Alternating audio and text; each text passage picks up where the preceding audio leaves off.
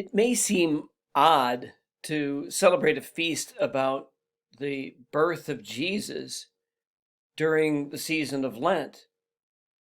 Today we celebrate the feast of the Annunciation. But here's why we celebrate this feast now. It's because it's March 25th and we are 9 months before the birth of Christ in Christmas.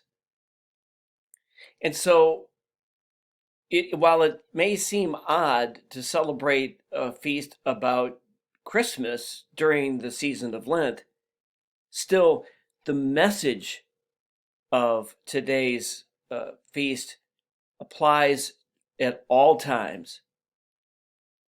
That message is found in both the responsorial psalm and in today's gospel.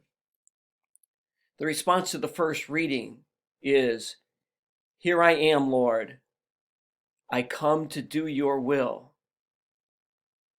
And that, of course, is Mary's response to the angel when the angel tells her that she is to be the mother of God. She says, "Let it be done to me according to your will."